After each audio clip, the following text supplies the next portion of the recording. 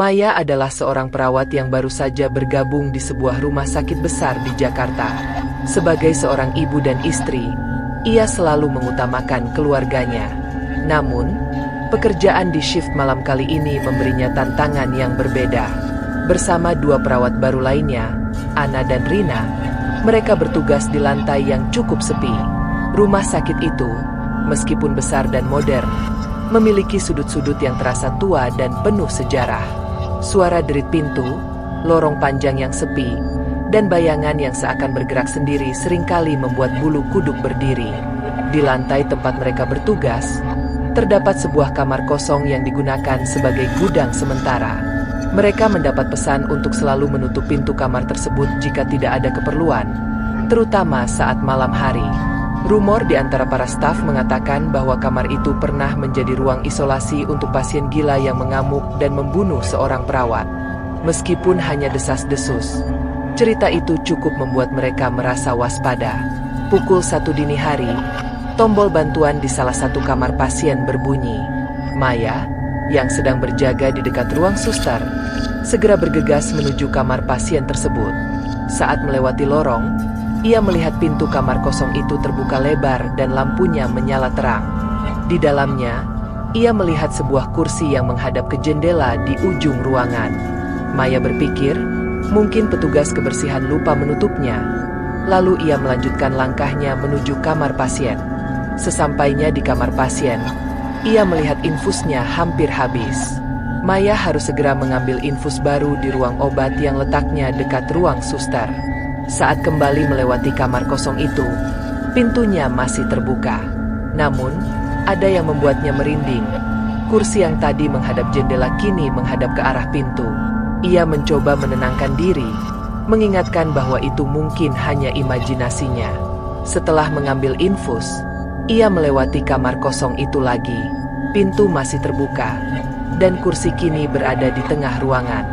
Jantung Maya berdegup kencang. Tapi ia mencoba mengabaikan perasaan aneh itu dan fokus pada tugasnya.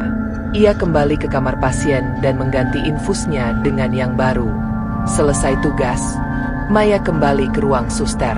Namun, rasa penasaran membuatnya melirik lagi ke arah kamar kosong itu.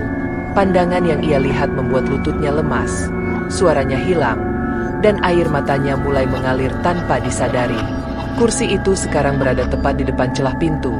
Dan yang lebih mengejutkan, ada sesosok makhluk duduk di sana, menatap lurus ke arah Maya. Maya mencoba memanggil Anna dan Rina, tapi suaranya seakan tertahan di tenggorokan. Ia hanya bisa menunjuk ke arah kamar kosong itu dengan tangan gemetar. Anna dan Rina segera menghampirinya, dan ketika mereka melihat apa yang ditunjukkan Maya, wajah mereka pun memucat.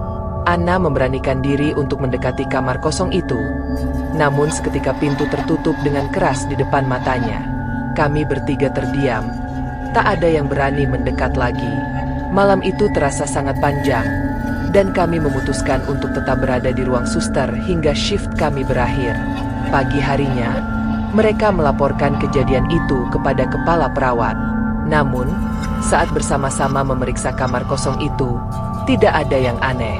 Kursi kembali berada di tempat semula, menghadap ke jendela, seolah tidak pernah berpindah. Dalam upaya mencari penjelasan, mereka menemukan sebuah buku catatan tua di salah satu laci di ruang suster.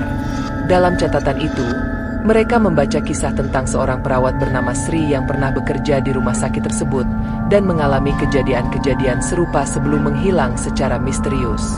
Anna, yang merasa namanya mirip dengan perawat yang hilang, mulai merasa tidak nyaman. Plot twist terjadi ketika mereka menyadari bahwa nama-nama di catatan itu secara aneh mirip dengan mereka bertiga.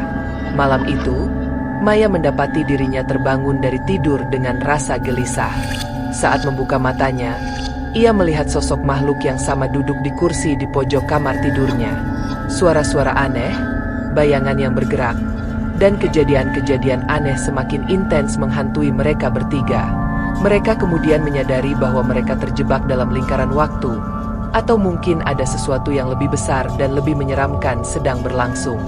Semakin mereka berusaha mencari jawaban, semakin mereka terjerat dalam misteri rumah sakit itu.